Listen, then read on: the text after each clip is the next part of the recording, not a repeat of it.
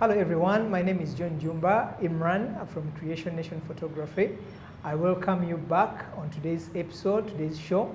I'm here on behalf of Max Walters, who isn't feeling fine, but please feel free to subscribe and follow us on our Instagram and TikTok handles. Remember, we have this show for the love of Ugandan weddings, hosted on YouTube channel at Finalise Weddings Photography. We are so excited to be here today.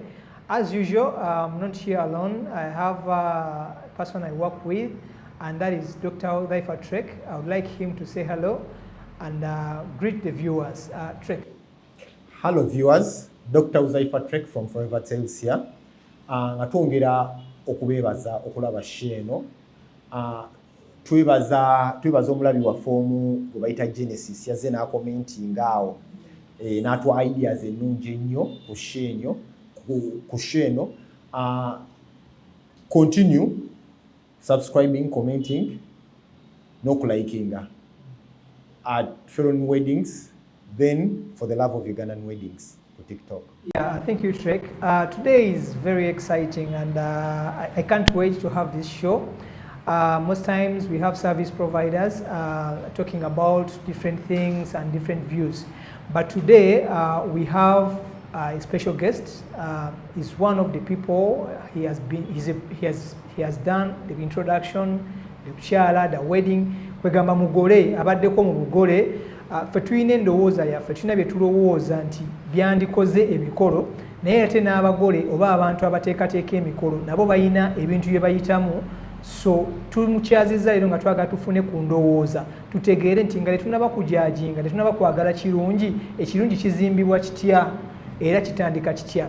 So munzikirize mbanjulire mukwano gwange ate mukwano gwaffe gwe bayita Enock Jumba ababuuzeeko. Enock, nsaba obuze ku bagenyi, ku bantu baffe abatulaba bakutegeere bamanye byokola era yeah, tandise okulaba. Nange bwentyo ssebo mukama wange. Hello viewers, like he has already mentioned, my name is Enock Jumba. I'm an economist by training. Much of my work is doing research.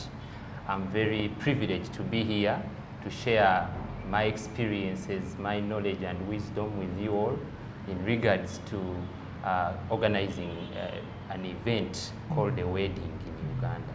Okay, thank you so much, Enock. Twebaza era webalire ddala. Emikolo gyo gyali oddi nnaku z'omwezi nga mmeka kubanga ki? Okay, emikolo egyange gyaliyo mu 2023 mwezi ogwa December last year. Nga 7 olunaku lwali lwakuna weekday. So ndoza kiri fe ogamba nti ndi mugole mupyamuko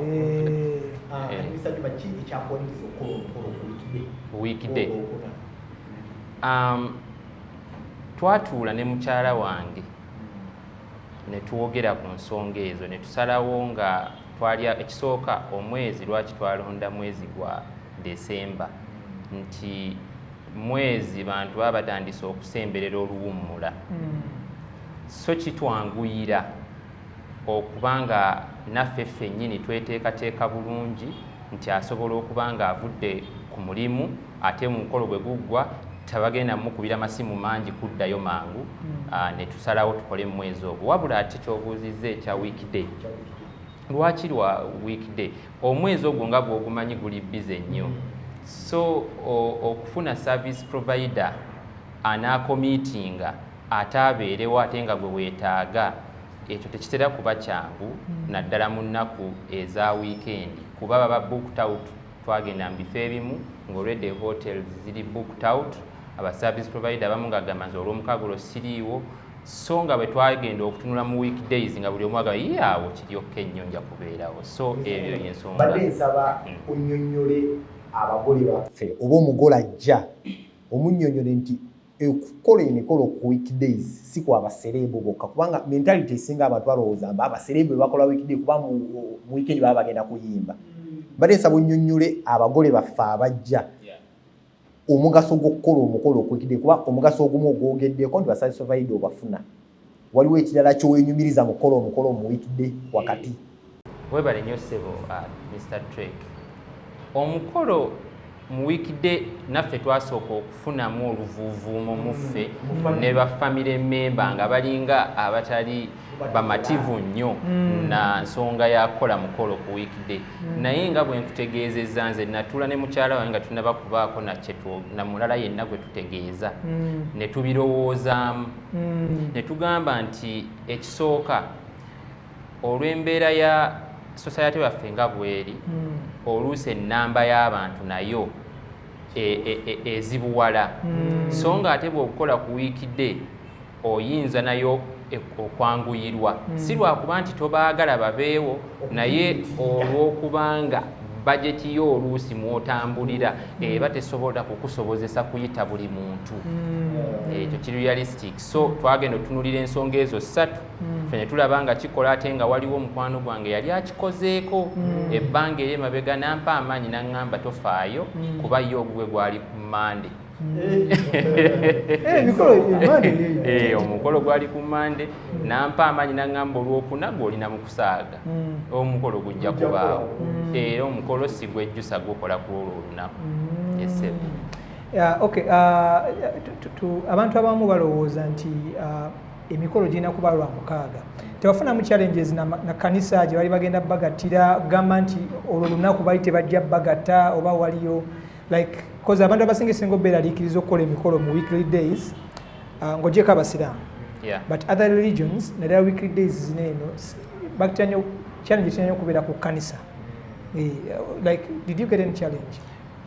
Bwe guli obuzibu bwo bwaliwo ku lwa nsonga omukolo guno tetwasooka kuguteeka ku lunaku lwakuna gwali guluubiriddwa kubeerawo ku lwakutaano naye tutuuka mu cathedral ne tumala okwewandiisa ng'abagole abapya n'olunaku ne lutuweebwa ne batukubira essimu ne batutegeeza nti olunaku lwe mwalonze wagenda kubaawo emikolo gy'ekkanisa so tetugenda kusobola kubagatta mukkaanya n'ekyokubakyusa kubanga bwe muba temujja kukkaanya nakyo awo mugende munoonyeeko awalala ate ng'olwedde kyali kikulu nnyo eri mukadde wange okubanga tugenda mu kkanisa naye mwe yagattibwa so ne tusalawo tulushifutingemukko ne lubeera lwakuna. Obuzibu obubaawo era olina okubwetegekera tosobola kusalawo nti nze lunaku mazaalibwa gange ge nasalawo mwe nnina okugattibwa. Bw'oba okyagala bw'otyo ogenda kusalawo ebimu bikuyiteko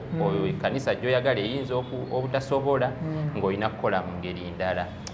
Okay, before we proceed, we are here with Enock Jumba, is our guest. He's one of the clients like you. Mugole oba kubali abagole nga mmwe. So tumulese wano okwongera okukkaatiriza ku side yaabwe ekintu kibeera kitya biki bye bayitamu. So nga sinagenda wa Trek ngenda sooka nzireoke ewa Mr. Enock. Atubuulire early stages wano mu kutandika omukolo nga preparations zaali zitya ekintu yakitambuza atya like ebyamusomoza mu preparations byali biki.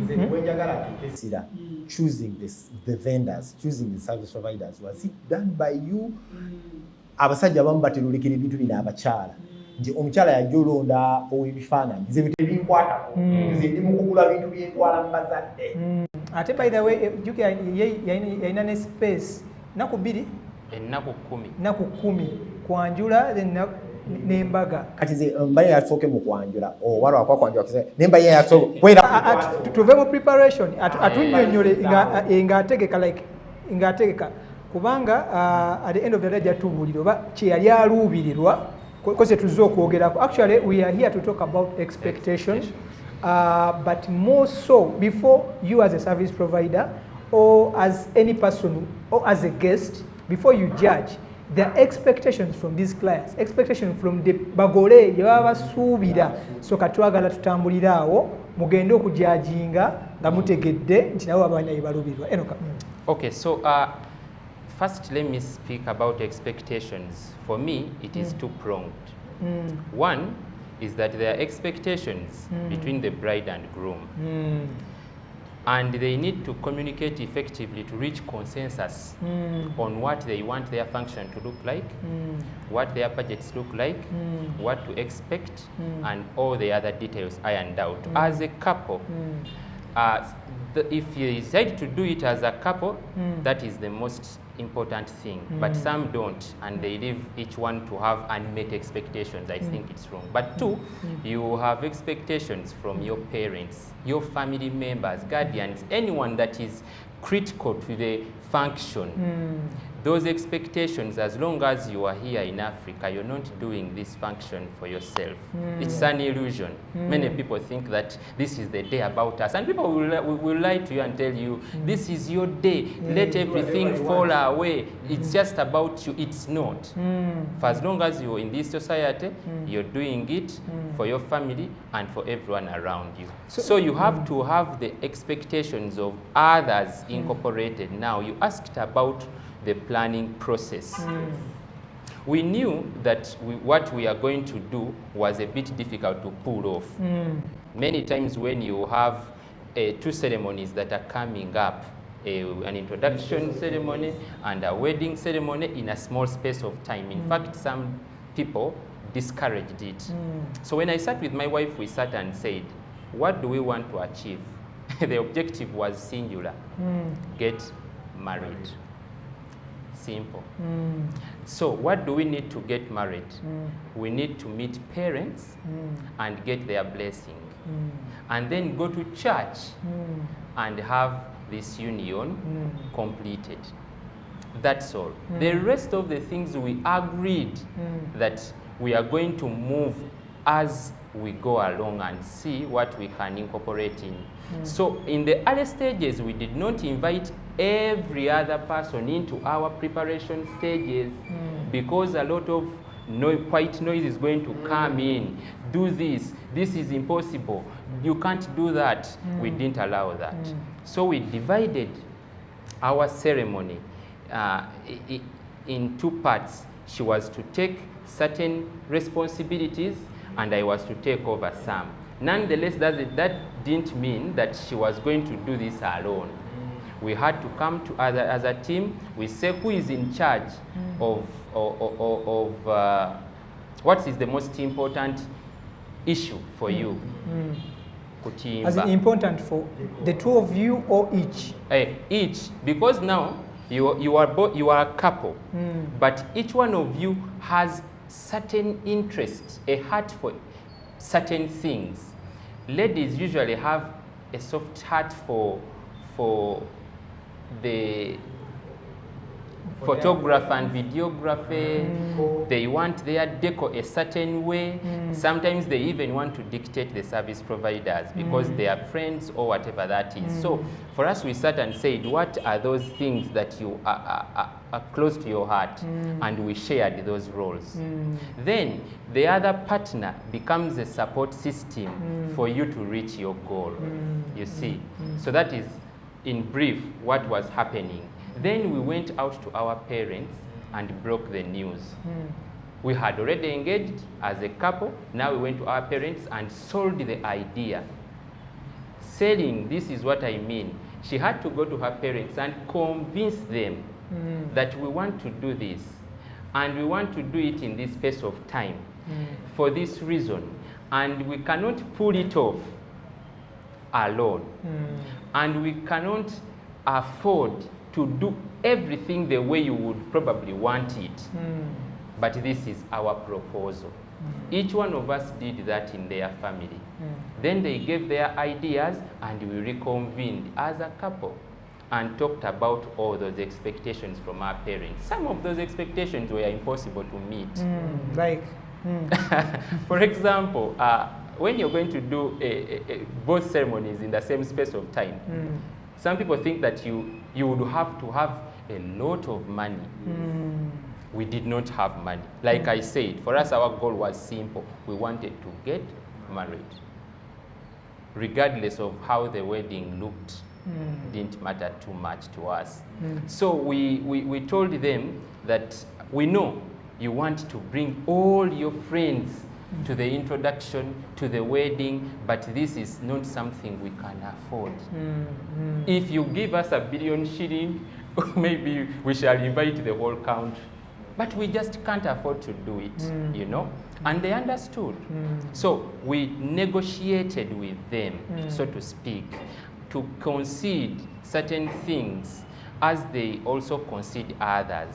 For example, we dictated, my wife and I dictated the number of people to attend the introduction because it was not within our means to invite everyone. Didn't you get challenges with the parents? Oh, you get. I think one thing I didn't mention about expectation is this. Know that when you have your expectation, some will be unmet, others will be met beyond your expectations, whereas others will simply be met to your expectation. So we knew going in beforehand that our parents were going to be met with resistance on some of these things. And each time we met, we acted as each other's support partner and sort of, I don't want to use the word pushback, but that is what it was. They say this is what we want, we go back to them and explain what we want and what we can afford to do. Where there is too much resistance, you give it a bit of time and come back. So it was that kind of back and forth.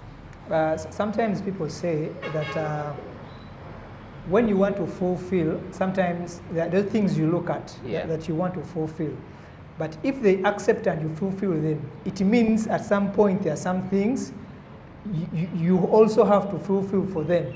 Did you get, for example, you dictate on the number of guests, but then maybe another issue raises, but it's not you now to you want it, but it's not you to dictate, but now it's your parents to dictate. Yeah, there are scenarios like that. For example, my parents were interested in a particular church. They wanted us to go to the cathedral, specifically cathedral, because that's where they also had their wedding. But then issues came in, and the cathedral was not going to afford to hold the ceremony on that day. So we had to concede. Sometimes you need to concede painfully because you're also bringing your agenda here. Like I said, if it was all about you, you would let everything else fall apart and do what you want. But you just can't do that, depending on the family structure and how powerful some families can be, and also taking care of the interests of those around you, because they do matter, especially in this age and era. Guest etiquette. You know, some parents are really proud to see their daughter go, and you telling them that you do not want, I don't want to go there, let me go to the beach and I invite 20 people, it won't cut it. They just won't accept it. So yes, we were met with some resistance on some of these things, and we conceded. Number, they tell you we want, our initial number as a couple was 150. By the end of the ceremony, it was over 250, you know. Yeah, but we knew, like I told you, for us we knew that some of these things that would be expected, you might need to have a contingency fund somewhere to take care of certain things that arise without your knowledge. Okay. Our viewers, we are still on. We are here with Enock Jumba. He's an economist. In case you need any knowledge, finance, research, it's there. He's one of the people who has done a wedding, an introduction. So amanyi ekyokola abadde tuyisaamukko kyetuyita expectations. Tetulina budde tebujja kuba bungi. Ngenda kumusaba expectations atumenyeremenyere. Katonda wanaaba tusobozesa natuwa obudde tunadda ne tumenya nsonga ku nsonga kubanga ye nga ye alina bye yasuubira oba bye yali ayagala ndooza wekiba trek. Kati tutaanyeemu bye tunaba tusobodde bye tunaba tubisobodde tubigire. Nekyo tugenda kikola after the break. I continue to ask you to subscribe on our channel, YouTube at Foreign Weddings Photography. Then also on other social platforms for the Love of Ugandan Weddings, that is Instagram and TikTok. We have sponsors, Forever Tales, for good, amazing videos and photography. Please contact Forever Tales. Basangibwa Mengo ku Ngalabyawo ku kizimbe kya Chengo ku level 2. Then Creation Nation Photography basangibwa Kampala near Parliament next to Petro. Also we have J Bright akola ku host waffe makeup. Unfortunately twetaliwo naye Max tukwagaliza okuwona okwangu. Then other people, let's see after the break. Hi everyone, it's your girl Max Water here, your host of For the Love of Ugandan Weddings. I'm here to remind you about a lady who is always behind my face. This beautiful makeup, this beautiful face beat. She is called J Bright for all your bridal makeup and hairstyling. She is located at Sentema Road near Nsibambi Road. Please follow her at all her social media handles at J Bright. Bad design is a smoke and good design is a reflection of a mirror. Have you tasted the quality of corporate and elegant garments in Uganda for men? Please taste Maz Culture.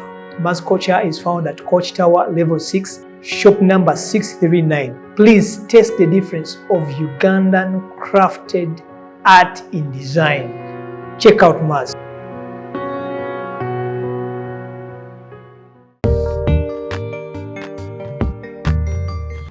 Welcome back from the break. My name's I'm still Enock Jumba, aka Imran, from Creation Nation Photography. Please, in case you need to us to talk about something, please comment, subscribe, and share on different handles. We'll be glad. In case you want to us to host you, please just send us a text. I continue to thank our sponsors, more especially Felon Weddings. Thank you so much for giving us this opportunity. Also, Forever Tales. And in case you need a refreshment, there is Saliam Julius. Saliam Julius is straight from the fresh. Actually, every time we have this show, it is always here. And also, J Brides, good on makeup for the brides. Forever Tales. Yeah, Forever Tales in Jogerida. Trek Wari. Uno Trek Wari. Forever Tales Instagram, TikTok, Facebook, X. Yeah, by the akagambo tekanaba kunywera kaka X naye kajja mala kanywere. So tukyali wano n'omugenyi waffe, our friend and is called Enock Jumba. Akyatutanya expectations ez'aba client and other things that we are going to talk about. So Enock, we are back to tukyagenda mu maaso nga otunnyonnyola expectations. Wetubeeredde tubadde tukyali ku nsonga ya wali olina kyogera ku kya church. So kati tubadde olwedde twogeddeko ne tugamba nti omukolo guno togwekolera wekka, ogukolera n'abalala abakulinaanyi. So church twalina celebration point yaffe gye twalyagadde okukozesa naye ffe ng'abagole ababiri nga bwe nkutegeeza nti twasooka ne tutuula babiri ne tukkaanya ku bintu bino naye ate nga tukimanyi nti n'abalala bagenda kubaako ebirala bye baalyagadde okulaba. Omukolo gwa mwana we yalyagadde okulaba ekintu ekimu oba ekirala. So kyakyawo ne tuba nga tulina okukkiriza nti omukolo gukolebwe ku cathedral nga bwe nkutegeezezza kuba mukadde wange kyali kikulu gyali ate nga naye interests ze nkulu okuzissaamu ekitiibwa. So ne tukkaanya wasooka ne wabaawoko okusika omugo okutonotono okutali mbubi kubanga obaako ne byoyagala n'oteesa kino n'obagamba kati oba kati tukolebwe tuti n'ateesa nti oba kale muva eno muggyeko n'eno obudde nga tebusobola kubaawo kakati n'oyogerako wawa ekintu ekyo ekyatu churches ne basembera eri ekintu ekyo era waliwo mikwano gyange abaakireetamu ne baŋŋamba nti oba tukolebwe mutyo bwe muva eno babagattire eno mugende eri babawe omukisa. Naye nze kyenjagala okutegeeza nti bw'oba osobola okwewala ebintu byonna ebiyinza okuleeta okumala ebiseera n'okuleeta frustration ku bagole ebyo obyewala kubanga kati oyinza okugamba nti nja kugenda eri bamale okungatta tulina emmotoka ezitujjaawo ate abantu batugoberedde abamu tebatugoberedde tugenze eno vaayo genda mu bifaananyi vaayo ogenda okukitu kubanga kankutegeeze kino John omukolo gumenya n'abagole ne gubatama gusobola okutama nga bakusikadde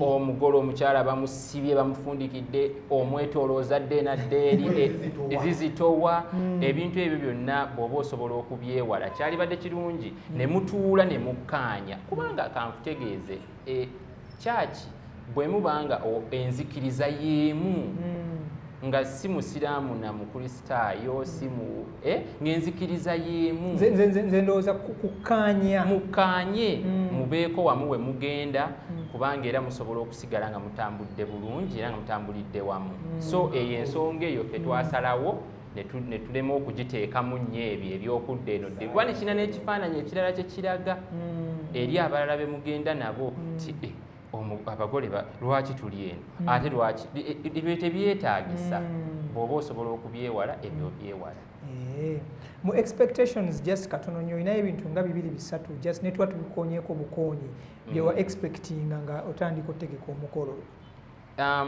ebimu ku byo nga bwe nkutegeezezza obaako ne bye waalyagadde nalina ekika ky'ennyimba ze njagala zikubibwe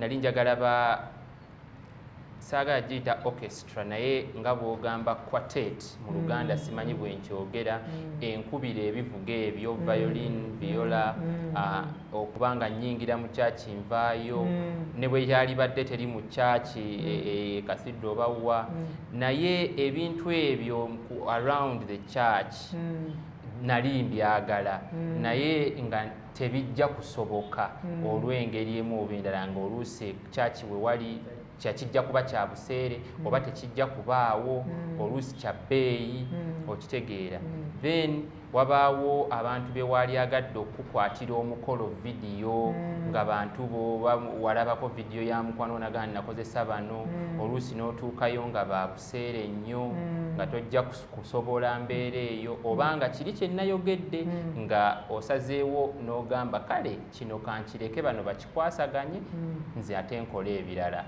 kwegamba ebyo ndowooza kunze byebimu ku byo naye ng'ate ebirala bye nasuubira kwali kutimba nali njagala okutimba okulungi nze kunze kwasukka we nali nkusuubira kwansanyusa ddala yadde omukyala yaŋŋamba nti nze ekyo mbadde nkisuubira nze okutimba nze nakukwasaganya so ndowooza byebimu ku byo esebo mbadde nsaba tutunule ku bajeti yo bajeti yeno mbadde nsaba tugitunuleko mu ngeri nti bajeti wagifandinga percentage ki era mu Good African setting ekimanyi nnyo people pledge how did you go about with that aba abantu babakwasaganya otya mpozi ku nsonga eyo eya budget bw'oba olina ekintu kyonna ky'ogenda okukola okera ku makya n'oteekateeka butya bw'onaakikola naye ng'ate oli realistic nti kino kisoboka kino tekisoboka decoration ow'obukadde 40 mulungi naye musobola kaakati ate wabaawo n'ekirala ekyokugamba nti oteekeddwa okuba ne ssente ezikola omukolo gwo wekka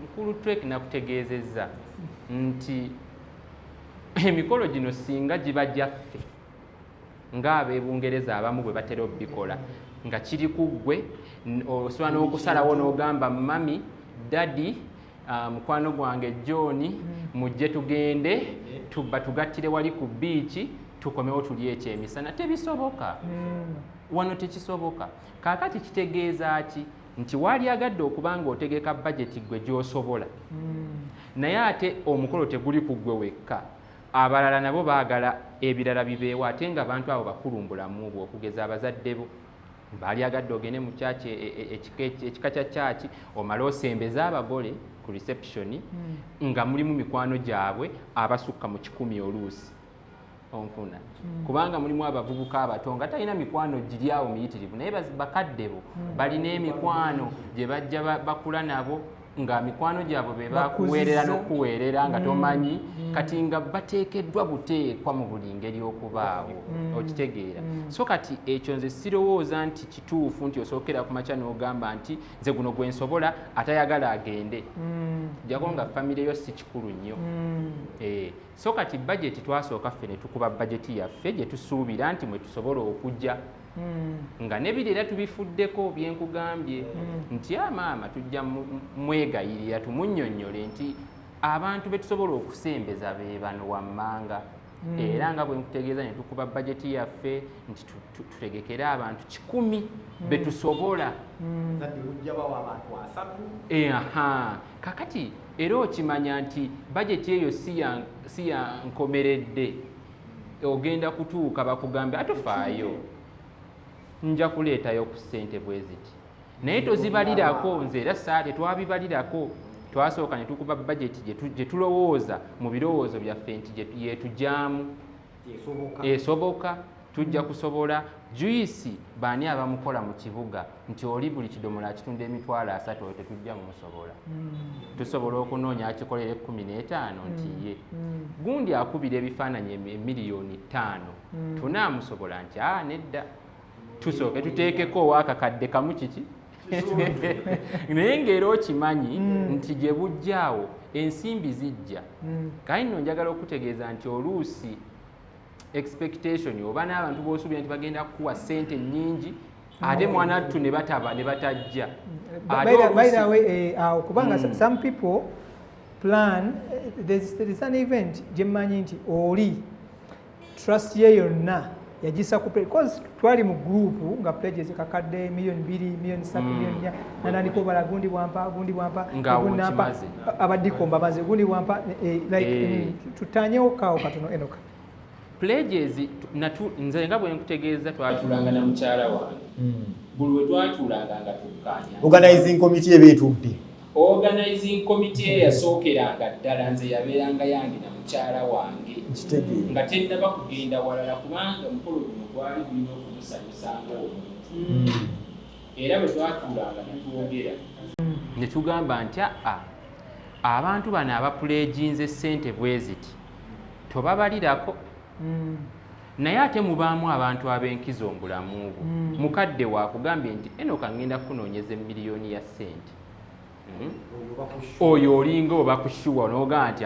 munnange ezo tuzibale naye tobala zonna ate twatuuka ekiseera nga ne wabaawo ekiseera we kyatuuka nga ffe tetukyakkiriza kubala muntu yenna wa puleegi eziriwo ze tubala nti ze ziriwo bwe tuba mu nsako yaffe tulinamu obukadde 4 nga puleegi ziraga nti tukyabanjayo 12 buli tetubulaba tutandika kubalira ku buno obuna kati ojja kumbuuza nti kati awo ne mukola mutya ku ba service provider bwe twatuukanga ku ba service providers ffe twakkaanya nti tetulina gwe tugenda kusibako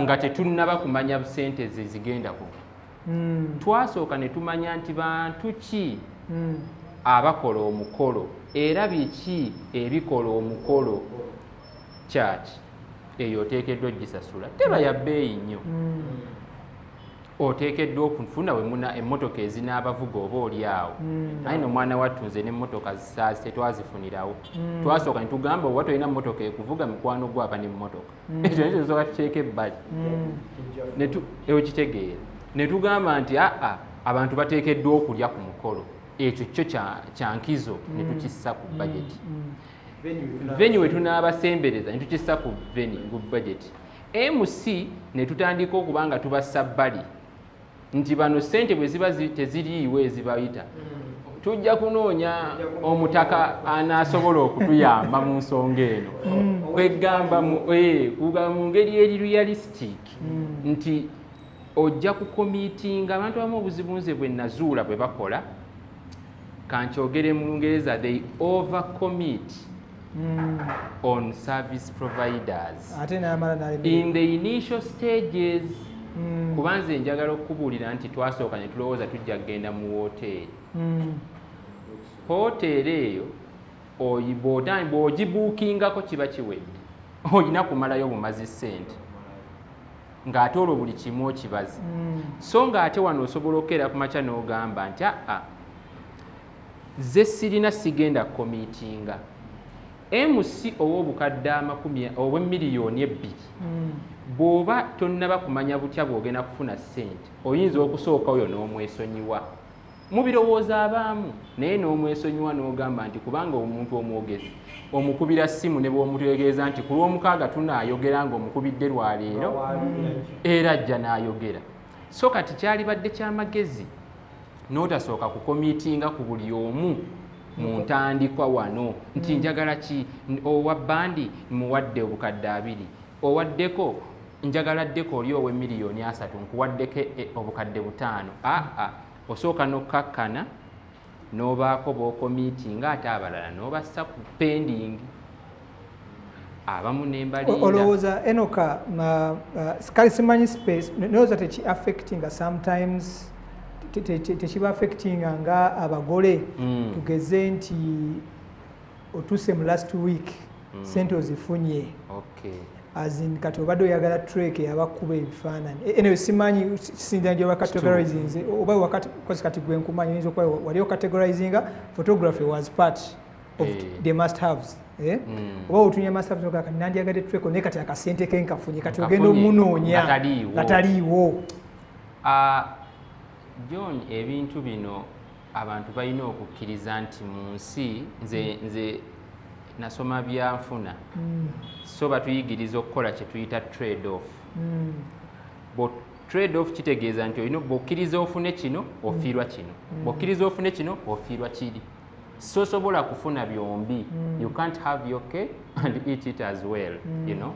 So twakkiriza nti buzibu ki obuli mu ekyo tusobola okubukkiriza naye ne tufutuukiriza kye twagala nti ye kituufu nti bw'oba onaasemba omukolo gutandise okusemberera oyinza okufuna ssente z'obadde tosuubira era naffe twazifuna naye ate nga tewakomiitinga ku bantu be waali agadde kufuna ate era waliyo ne possibility y'obutazifuna kati ki ekisinga kuzifunanga gwe waali agadde yataliiwo oba kubanga gwe waali agadde waali naye tolina zimusasula. Ffe twakkiriza nti eyo trade off yesinga. Bwe mba nzifunye nga waali n'amukozesa waba taliiwo tunaagenda n'aliwo kuba ssente ezo bwe muzimala ate ze zikola obufumbo. Omukolo guno oluggwanga buli omu atambula adde ewuwe, amabanja gonna gasigala ku ggwe. Nze ne mukyala wange twakkaanya nti tetugenda kuva mu mukolo guno mu mikolo gino nga tuyina atubanja esente. Trek ndowooza ekintu kyaki kinsika nange kinsika cause Enock webale banaye we are still going on with this show for the love of Ugandan weddings. We are not only doing this for our benefit, but we want the industry to change. Actually, I've learned most cases we think the event or the wedding is all about us, the two of us. But according to our setting, chisuka, fena, like chitukwat, like cha community. Actually, this is a communal. It's a communal event. Nagala, abantu bemwabirange ebikajjo, fene, simanya bichichagundi. Yeah. So as we go in for the break, we are going to come back with something very exciting. Twagala nga Enock katanaba tubuulira wano mu kulonda ba service providers atubuuliremoko ku bintu singa yali asobola okubikyusa oba okuddamu okukola omukolo ebyo ebintu ez'ensobi entono ze yakola zatandiyagadde muntu mulala akole ki akoloba ekintu kyagamba nti singa mutu musobola okuddamu okukola omukolo singa nakola kino ne kino ne kino ne kino katukomewo katono after this break. We know how important it is for you to have memories to share with family for a lifetime. And we would love to be the ones to accomplish that. Ladies and gentlemen, for those of you that love natural wedding photos, choose Felon Weddings Photography. We are here to create for you those everlasting memories. Felon Weddings Photography, we shoot stories. We have Felon Weddings Photography on Instagram, Felon Weddings Photography. Felony Weddings Photography. We shoot stories. We shoot stories. Basabo ne banyabo amanya nze Max Walter omweza wa For the Love of Ugandan Weddings ndi wano okubajjukiza ku mukyala eyanyambaza omukyala ayina ebyambalo ebirungi omukyala ayina bu design nga bondaba n'oshanana n'onyirira n'olabika bulungi oyagala kwekumira ku mulembo oyagala kwekumira ku mutindo ayina byonna ebyakabi ebirabika obulungi bu dresses oyagala ka office outfit nga kano oyagala bwa party oyagala bwa beach omukyala ono asangibwa wali ku SJ Complex Makinde opposite barracks awo ogenda okumujja ku lw'obwambalo bwonna obulungi byonna omukyalo oyo ebyambala abirina sigadde omuweerezaawo Max Walter For the Love of Ugandan Weddings. Looking for a perfect visual production for your wedding?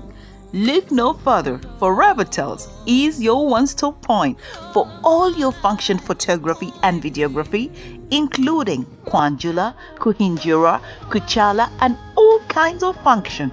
Visit our offices at Mango Chengo House, 2nd floor, next to Hera Hotel. Remember, for Revel your Mikolo storytellers.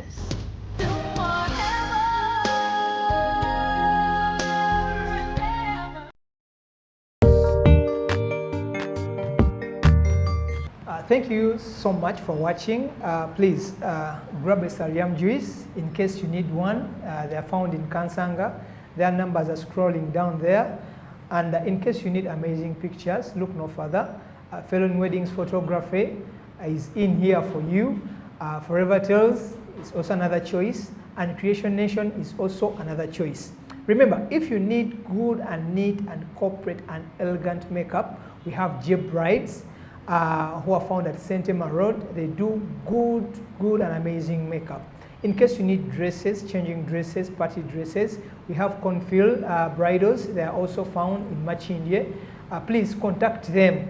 Look no further. So we are back after the break, and we are still with our guest. And also Dr. Trek is still in the house. This is a really amazing show. Like I told you before we went for the break, we want to see what Enoch, I think what he thinks, if he had a chance to redo a wedding, things he would do.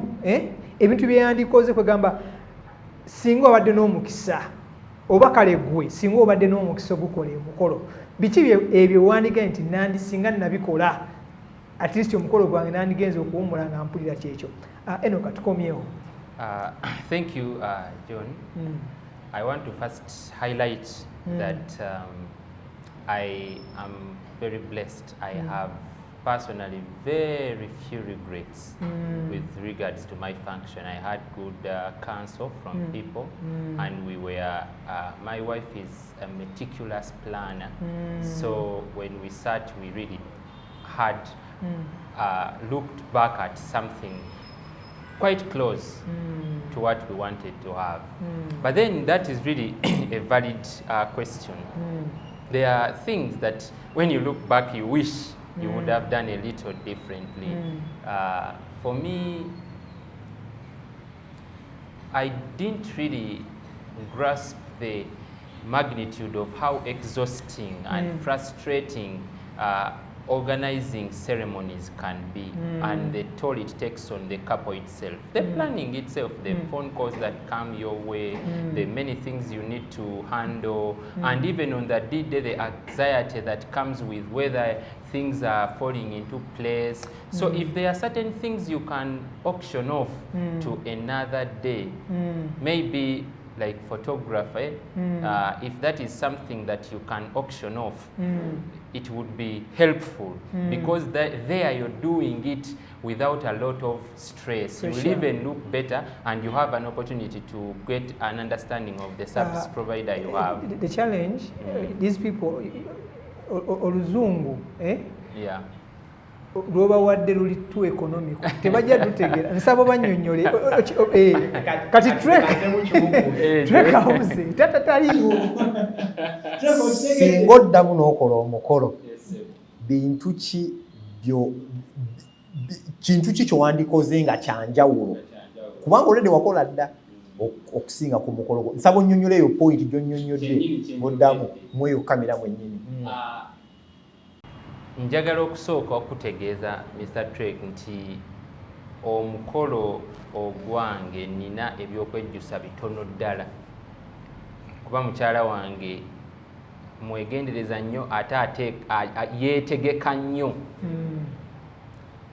ne ku venue okutuukayo yali already yayambadde dda naye era newankubadde ekyo nkyogedde bwe nti wabaawo ebimu ebirumira bye waaligambye nti kale singamba nalina omukisa kino ne kino naali kikyusizzaamu kaakati ekintu ekyo ekya photography ekyo kubanga omukolo guno njagala nkutegeeze nti gukooya oyinza obutakimanya oba toberangako mugole naddala ng'obadde n'emikolo ebiri mu kiseera almost kyekimu ensimbi ziyinza oba si kyekyokka ekyokutunulira naye okoowa mu bwongo n'abagole bano bambala egawuni ezizitowa kubanze mukyala wange yatuuka ku reception n'aŋŋamba basobola okutwanguyizaamu gawuni eno n'enjijjako era emmere kateemuleme ng'awulira ekintu kimusibye akooye okitegeera so kati singa oba osobola okukendeeza ku trip zino va ku kyaki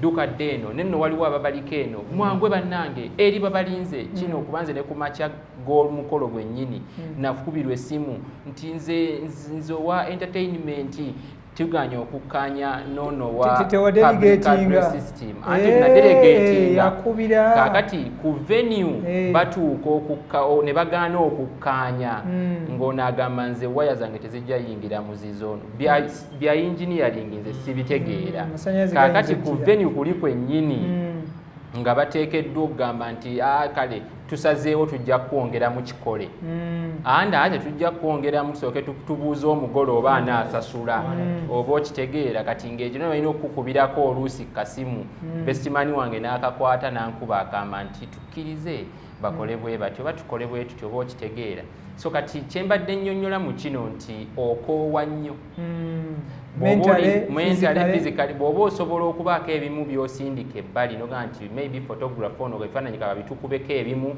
before the wedding ng'oli mu gawuni yo n'onyuma n'olabika bulungi ekyo kyo kimu ku byo ekirala ndowooza ebimu tetubiwa nnyo makulu nze bantegeezaako okugamba nti tugende mu dancing classes obwo nembagamba nze tayite munsumbuwa namazina nze ebintu ebyo sibyagala sijja kugendayo naye ate oba oli awo kyali nnyambye kubanga natuuka nga baŋŋamba olina okuzina nesooka ne baŋŋamba oteekeddwa nentoba nenjiya amazina nenjiya kati oba oli awo nekyo oba oli awo nalibadde ekyo naye nasaakiwa nnyo mulamwa so ndowooza ekirala ku kyo ekweteekateeka k'omugole omusajja tutera emirundi egisinga obungi okugamba nti omugole omukyala gwe tufaako ye gawuni yalina okunyuma ye make-up yalina n'okuba mu woteeri gw'omusajja ojja kukubako bukubi kizibaawo osalirira akabiri ofulume naye oba oli awo singa nafuna service provider nga ye kuba yantwala mu mwoleso naŋŋamba mperekera nze neetegeke yali yeetegeka emyezi mingi emabega naagala tugende n'alonda service provider n'amukolako make-up n'alonda gawuni anamukola gawuni ne waanaasulayo yali amanyiiwo nga n'emikwano gye bamaze okusasulawo naye nze neŋŋamba mikwano gyange tugende eka twebake kumakya tukeere tugende ku mukolo naye ekyo nakyo ndowooza oluusi ebansobya omugole omwami naye yeetaaga okutegekako n'abeera nga okkiriza kuba nze sijja kunenya mulala nze nasaakiwa budde neŋŋamba nja kusanirira enviiri ngende ate nawe tetukunenya baida omugole tetukunenya kubanga naye aba takola ki yensonga lwaki tweta shonga eno kitegere nti omukolo teguli ku mukyala yekka wabula n'omwami bw'asulako ewantu actually it is healthy sometimes not to sleep at home. Sleep in a new environment because ogenda mu bulamu bujja so find a hotel room at most cases ne wabera kumpi nnyo ne wa mukyalawo it becomes more convenient nti woba oli ku kalina yakubiri omukyala ali ku kalina ya wansi ka communication kakola ki kabaawo twekwawo kyoyongerako eno kakatana bamalayo ekyangeroza kibuza sooka amaleyo kubanga era nga bw'ogambye vidiyo eyo nze nafuna bu moment butono ddala obwa okwetegeka wano naye bwe natunuulira vidiyo wali ey'embaga nga ndaba ye yafunye ka segment ka vidiyo ne bamurekodinga ne banne nga balina balina ne karoobu balina bye boogera banne bamwogerako nti tusanyuse nze nga teryanjogerako kubanga nali wakanga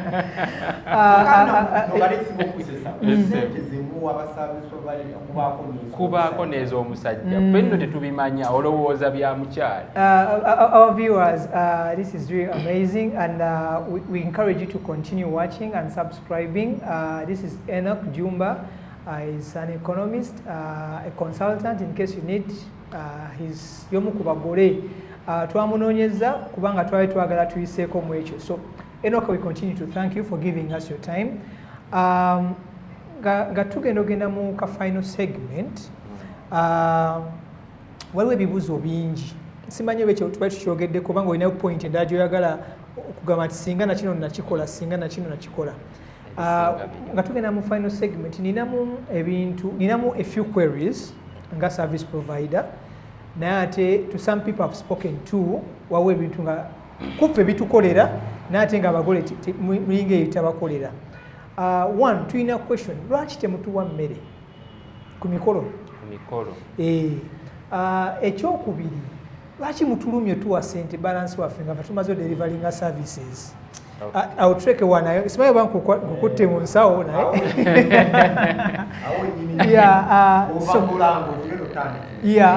So as we are going to talk about that as soon as we come out of the break, but don't forget, grab a Sariam juice in case you can. They have a promotion. You buy 2, you get 1.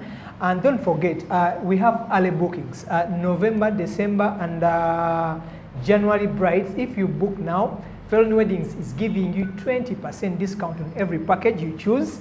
And Forever Tales has something amazing. Actually, Forever Tales, in case you book the Kwanjula and the wedding, they are going to give you a very, very, very big discount. As when I come back from the break, I will tell you something new that we are going to bring to you on this show shortly after this break. Don't forget, in case you need elegant suits like mine, contact Mazkocha. Is at Coach Tower, level 6. Let's come back shortly. Hello, our viewers. Welcome back from the break. My name is Enock Jumba, representing Max Walters, who is not with us today. Thank you for watching. Thank you for subscribing. Please, we kindly beg you, share, subscribe, and comment, because we need to understand how was it. Gwomugole yamala oba gwe ali mu stages ezitegeka omukolo. Send us a question, anything you want us to talk about, choosing service providers, anything, we will answer. We'll have the answers here. Don't forget, we have sponsors. Mazkocha, who dresses me up, is found at Coach Towers, level 6. We have Cornfield Bridals, found in Machindye. We also have Finalise Weddings, photography. We have Forever Tales and Creation Nation photography. Don't forget to refresh your day with the Sariam juice. And we are still on the show. As we went for the break, our guest was still here. And also Trek from Forever Tales is also still here. And we had imposed something very, very important. And I think that's where we are going to start from. And Trek, that was? Twagala okumanya ekisookera ddala lwaki tebatuwa mmere ku mikolo nga ffe ba service provider, si ffe ffeka n'abatimbi, twagala kumanya ba bajeti ate n'ekirala ng'omuntu asiibye naye okuva ku makya. Naye kyakyenyagala obuuza Mr. Enock, lwaki ba service provider, kanjogerere ffe ab'ebifaananyi, lwaki akasente kaffe temukatuwa ne mukamalayo janga tuli bakaka? Sebo kibuuzo kirungi, kantandike n'ekisoose nti lwaki tetubawa mmere. Nze nabawa emmere naye kannyonnyole lwaki bwe kitera okuba, lwaki bwe kyandibadde oba lwaki bwe kitera okuba. Abantu bwe bakuba bajeti yaabwe babaako ne kategole z'abantu be bagamba nti nina abantu ba family 30 nina abakyakya 20 oluusi babeera batambulira ku bajeti eyo ne babala abantu omuwendo ogwo oluusi ne guba exact nti nze nja kuliisa abantu 2 genderera nnyo abantu abakolera mu hotels omwo kubanga hotelo ye sowaani ezo bwe ziggwayo ngaeyo emmere oba weeri oba teri obaga nti sasula tuteekewo emmere endala kati agenda okutunulanunulamu ng'ababe balidde ng'agamba abaani abatalidde abo twabasasudde ssente zaabwe munnange ate nze kyendowooza nti mentality eyo nfu okugamba nti nno nabasasudde so kati tebajja kulya mmere naye abamu babeera tebakibaliridde kati nga oluusi abamu kukibuusa maaso abalala mu bugenderevu n'agamba nti nze nabasasudde naye wabula n'ekirala kyendabye nti abantu bano oluusi bagenda ne beetikka olukolodoli lw'abantu abayitirivu service provider najja n'agamba n'akubirako ne ku munno gwe yazannya naye ku kyalo Jime tuli wane ewammwe wennyini jangu olabe oluusi abamu nga bayintaani babayigiriza oluusi ki kakati omuwendo gw'aba service provider ne gugenda gugejja kati olina abatimba kuba si be batera okutimba bokka aba ne banne kati abo tewababala ba DJ kati n'ayita abantu nga bangi olumba basi bangi alina owawaya alina asimanya atatereza generator naye nti tubamanya kati ffenaffe kyetumanya oluusi ogenda n'ogamba bugambi nti ab'ebifaananyi basi 2 naye nga tebaba 2 ab'ebifaananyi waliwo aba vidiyo okitegeera atimba tatimba yekka waliwo florist waliwo simanya wa floorboard waliwo owamataala so kati nze ndowooza expectations zino zonna zaali badde communicated ahead of time obulumi obwo ne buvaawo kubanga abantu bagenda kufuna ebinyiizo bya bwereere yogera n'akuwadde omulimu omugambe nti nno nze ŋŋenda kujja n'abantu 6 ku mmere yo babaze saagala kuba embarrassment ziba ku mikolo oli ne bamugamba togisimbayo omusajja yajja omwana mulayi namugamba gwe vaayo ebintu ebyo ebiswaza ate mulimu kali kyenkambu aba takambuwadde naye nga ayogera bulungi naye ndowooza omusajja akuvumye so kati ebigambo so nga kyalibadde kituufu ne baba nga bafunye okukkaanya nga tebannagenda n'omuwendo ne gumanyika ne mmanya nti ba service providers benna bali buli wooba n'ebyokukola bingi entertainment bazinyi biki olina okukimanya nti kati gye bweyongera nabo mbabalirako ate oba tubabaliddeeko ekyo nakyo n'okola ki n'okibagamba nti nkuleeta owa bbandi oba omuzinyi naye manya ngenda mu hotelo bw'ojja jjangu mu ssaawa za kuzina mazina omale otambule kiriya bulungi nnyo mwami Enock agambye nti muteeseganye ne baservice provider bammwe mumanye kiki namba mmeka gy'oleeta oba emmere enaabaayo oba teebeeyo kati ffena abamu tufuna kiwuga roolaawo naddala nga tukolere mwezo ziwooteri tufuna kiwuga roolo kyaffe ne kibeera naye baba bagenza okulya tugula buguzika soda naffe ne tulya ndowooza ensonga eyo etegeerekese bulungi so obuuzizzaako ne ku nsonga y'okuba nti lwaki tetubasasula kansooke kubanga most cases omukolo oli ajja kale kansongere tuli nnyo okuba bifaananyi ffe osi twakyazaako wa juice natugamba yajja n'amala service ye neggwa nakugamba balance nga 10 namugamba linda paka kiro ali ne butuuka ekyo namugamba munnaye alina akasawo alina gye weyalaze tunalabagana kali nze mu kwanjula babinkola nnyo nti ate ekinuzo ky'ekisenge waliwo akinda ye wali ssente nolinda kakati njagala kusooka kuwa experience yange ng'omuntu then nkubuulire kikyendowooza ekyalikoleddwa mu experience yange nayagala kubaffe nga bwe nkutegeezezza twali tuteekateeka omukolo guno kuviira ddala mabega tebyatugwako bugwi ne twagala ne ba service provider tugende nga buli omu tumusasulako 50%. kabe kasindi mukyala wange n'aŋŋamba nti aye olaba otya bwe tugenda nga tubamalayo omu ku omu ne tutuuka ku mukolo nga teri n'omu abanja naye ne tutegeezebwa akakiiko akaali katuyamba okutegeka nti ekyo si kintu kirungi nnyo kubanga service provider omala okumuwa akasenteko n'ayitamu ogenda okumunoonya oba oluusi n'akola omulimu oguli substandard. I think kati ekyo nga nze eyasoma ebyenfuna nja kukugamba bwe nti tulina kye tuyita incentive. Omuntu buli lwaba nga alina incentive akola buli woba nga olina tugeze omuntu akuvugako n'akutwala bw'omusasulirawo nti onanvuga omwezi agenda kukulumya mutwe so nga buli ennaku ezimu tajja kujja naye ajja kulwaza naye bw'aba akimanyi nti buli lwavuga ayongera kugeza kasente ke yakukubira seba oli wanzije oba okitegeera so kati yeemu ku nsonga kye tubasasula kubamalayo naye ate kibi okubanga omuntu amaze okukola omulimu gw'alina okukola mu ngeri gy'alina okugukola n'otamusasula. Kati waliwo ba service provider abajja okukola omulimu guleme kutuukirira ge mazima. Omugole asigale oba abagole basigale nga bennyamidde bagambe kaliraba twamuwadde miliyoni 2 akoze omulimu gulinga gwa mitwalo 3 kati n'atandika okusikamu wano naye nga tayagala kumalayo.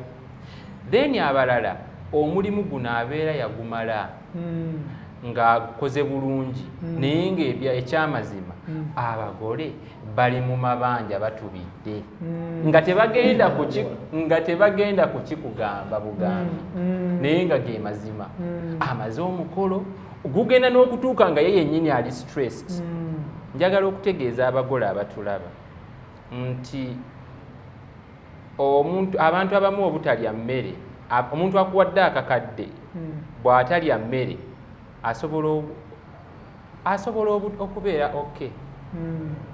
So bw'oba toyina budget ya buli muntu tokomitinga budget eyo kubanga ojja kuteekawo emmere eyaleese akakadde n'akakuwa ayinza n'okusituka mu mukolo nga tegunnagwa n'agenda ng'ali busy naye ate emmere eri oli yagireese kakati ye ayagala ssente ze so kyalibadde kya buntu bulamu omuntu n'abanga bw'aba yeeteekateeka wano amanya kiki ky'anaasobola n'atayingirira nnyo mabanja. Abamu babalirana ku mikolo nti bwe banampaayo kye bampadde ku mukolo kwe nnaatoola olumu nekigaana n'empaayo olumu ne batakuwa ne baleeta birabo bikalu okitegeera ne babalira ku ekyo. So nze ndowooza kyalibadde kya buvunaanyizibwa abagole bano ne bamanya nti service provider bw'abazze akoze omulimu gwe aweebwe ssente ze ate n'ebintu bino byetaaga kukkaanya. Oluusi ba service provider bano oyogera naye wano tayogera expectations ze ekintu kyo kyetwogerako olwaliro kya expectations. Expectations must be communicated. Bw'otuuka wa service provider mubuuze ogaba ki ku bino ku ssente zino kuliko drone watu ojjajjira bakoyombe understanding packages those are because oli afuna package n'atategeera byagenda twala kati n'otuuka n'ogamba twayogera kyaliko oluusi language yammwe ebeera technical bwe tutunula mu kafulaya ke mutuwadde tugamba ani atwala miliyoni 8 kaŋŋende wano awali 3 naye ate ku 3 wano nga olinawo expectations za miliyoni 5 oba okiraba. So kyalibadde kirungi service provider n'akutuuza ne mwogera n'agamba nno munnaye ku ssente zino z'osabye kino ne kino bye bikuweebwa kakati ate ne mukkaanya ne ddi na butya bwe mufuna ssente ze nti nze ŋŋenda kukukomitingako. Abamu olw'okuba ayagala omulimu asooka agukwate ayagala alage nti nze siri nnyo wa mululu ku ssente nedda ssente ffenna ze tukolera tewaali ku bye bifaananyi nga siri muganda wondi oba binti okitegeera ozze oyagala ssente zoogera omugambe nti amazima go nga kubuulire ogenda kusasula 50% nga sinnajja bwe ntuuka ŋŋenda kukuba ebifaananyi bw'ompa bwe nkuwa product yange nga nange onsasula omumalayo oba bwe muba mukkaanyiza nti nkuwaako haafu kyonna kye mukozesa okukkaanya naye abamu bagenda ne batakkaanya ku buntu obwo n'akitwala butwazi nti akimanyi kumba omugole yatubidde dda mu mabanja kati atandika okuprioritizinga ani atuli obubi Kenneth ow'ebifaananyi muwe ow'emmere ali atya tayakannyo oyo sooka omuteeka ebbali oba okiraba so nga singa wa communicating expectations nga bukyali kiyaliyambye abagole ndowooza we are almost getting done tulina eddakiika bbiri but eddakiika ezebbiri mbadde njagala track yabuziza ekibuuzo simanyi babakuzeemu naye waliwo something we are talking about mu break netwogera netugamba nti photographer omusasudde ayagala 100% oba service provider oba omutimbi ayagala 100% nga tanatuuka ku mukolo that is his or her expectation lwaki kubanga bamulumye kale bangi balidde sente ze naye mmwe ng'abagole muba muwulira mutya okukwata 100% n'ogiwa omuntu nga tanaba delivaringa service ate era olowooza mu butuufu bwakyo kyandibadde kitya? John, ekituufu kiri nti kyeraliikiriza nga bwe nkugambye nti ffe twali twagala buli muntu tumusasule nga tutannaba na kulinnya ku venue ng'enze zikoze eki kuba ffe twali twagala pressure yonna naye ate kiri kye nnakunnyonnyoddemu nti abantu tebeesigika omala okumuwa ssente zo ziweddeyo tokyazibanja ne mutandika kwegoba kati ekyo batera okidiscouraginga naye kyalibadde kitya ndowooza nti kino kitwaliise case by case basis wabaawo ba service provider abali trusted and tested and trusted nga bazze bakola kubanga ebiseera ebisinga era ojja kwesanga nga ba service provider bano bajje mu bantu b'omanyi kati bw'oba omuntu ono osobola okumwesiga nti omulimu guno yali agukozeeko n'agukolera mukwano gwange ne guvaayo bwe guti oluusi ng'olina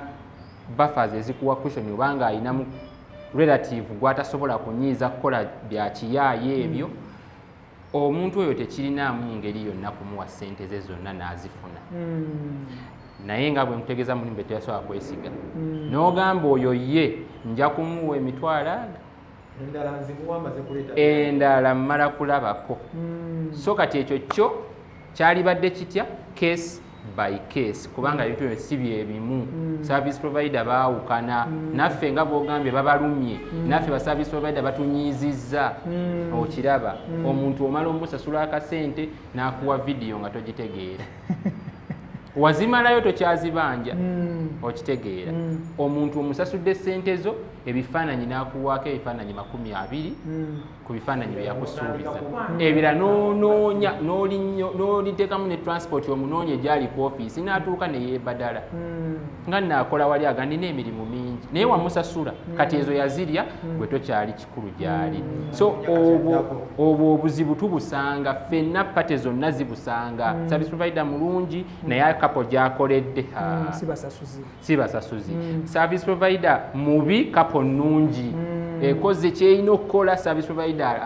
aboogezzaako nti ab'ebifaananyi bwe batyo kubanga ne time lag ayina kukuweera mu bbanga ki waneeno nga mukomiitinga ba service provider mumanyi olw'okuba oyagala kukwata mulimu anze gwolaba wano mu weekend byonna nga ne vidiyo girina banaye enoka atutakudde. I wish we had a whole day.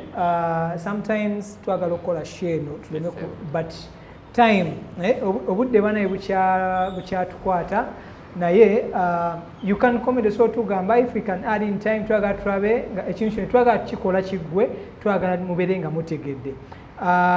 Tweyanza nnyo Enock otublessinze. We have a lot of questions but tujja kusaba olina tuzzeemu okwaniriza okkirize ojje kubanga we need that knowledge okwongerako kubanga ebimu tubiyiseeko lukwayo tuyise kungulu tetugenze deep in details. Jumba mwami Enock nabadde njagala kumubuuza kiki kyayogera ku ba events planner simanyi oba omukolo gwe gwali gwa events planner oba gwali gwa akakiiko family members mbali njagala kale mudakika emu atubuulire kiki kyalowooza ku ba events planner kuba ba events planner nayo business etandise bajja ne bakutegekera omukolo gwonna gw'omugole ng'oli waka.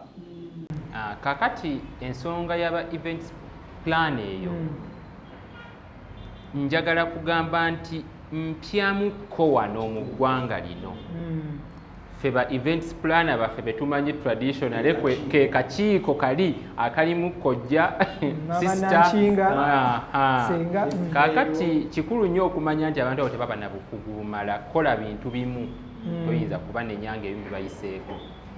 Nayagala okuba ne events planner era nze ne mukyala wange twakiconsideringa nga twali badde tufuna omuntu ne tumuwa ebizibu byaffe byonna n'abyetikka ye n'abanga yakuba amasimu yakola kiffe ne tuleera okunyumirwa mukolo. Ekintu ekyo kirungi wabula kijjamu oluusi n'akasente kuba ono naye mulimu gwe gwakola tajja kugamba nti cheapest photography wa miliyoni 2 ninaye womujja nze njo mugoberako yaddeyo ngalonsa ogenda okutunula luusi mu budget nga toyina womuteeka naye n'ekirala oyinza okuba obadde oyina womuteeka naye influence y'abakwetoolodde ne balabanga eyo bagitadde mu bracket kyetwaliise wasteful expenditure kuba tebakimanyi ne bagamba okukwonoona weetuli ono agobe ku keeki oli wa mmotoka okitegeera so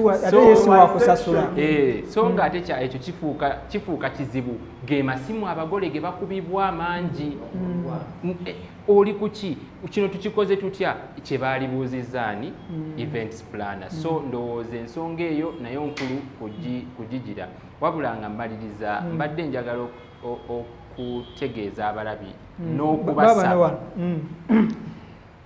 bwe twogera ku nsonga ya expectations ate nga y'ensonga enkulu egenda okuyamba okukola omukolo ogwo bw'oba osobola tuula sooka otuule ne munno gwe kikwatako butereevu ye mukyala wo bamwami wo mukkaanye ku buli kimu ne bwe kiba kifaanana kitya kikubulira ye kye lyali agadde kyalowooza ate naawe omwami oba omukyala omubeerere wa mazima omugambe nti nze kino kyekyendaba kyekisoboka kino tekijja kusoboka kubanga bwe mutafuna kukkaanya okwo beba n'okutandika okubanga akasente kaakateeka eno naganze bampadde akasente kange kansirikire eno nja kufuna service provider gwenkawa ajja ayingirewo akole kyenjagala kuba mwami wange tayagala kukikola oba tetwakyogerako okitegeera babiri ku mukolo gumu ekiri wasteful again okiraba. So then bwe mumala okwogera nga mmwe you take care of the expectations of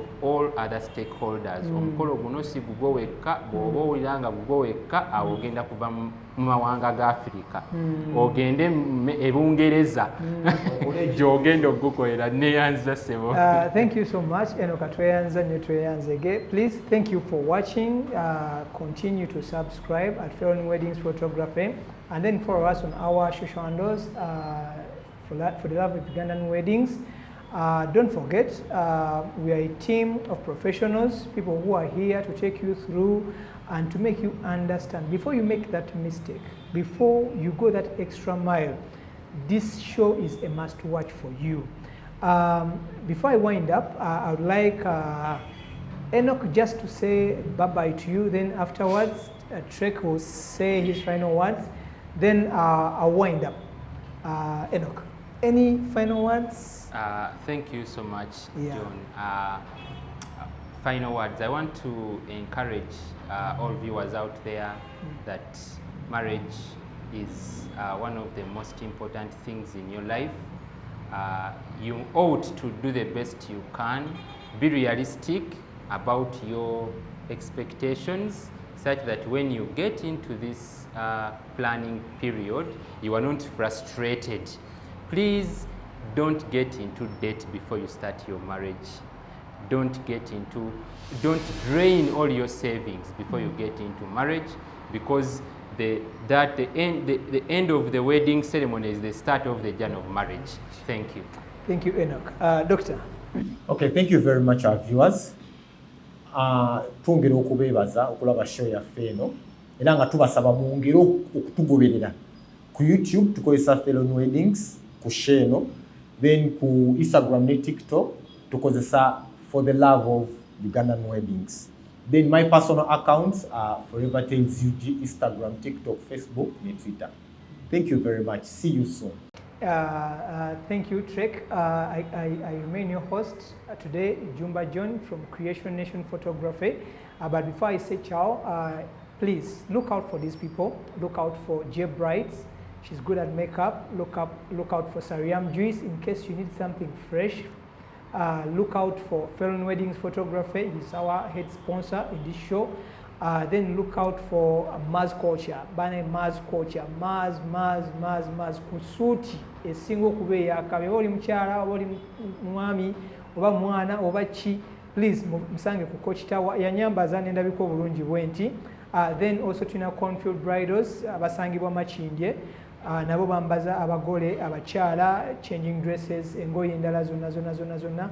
Please, I continue to encourage you, in case you have any question, in case you need to talk about anything, just comment down, send us a message, we will answer and we will reply. And in case you want us to host you, just give us a call. Numbers are scrolling down. I remain your host today, Jumba John, for the love of Ugandan weddings. Bye-bye.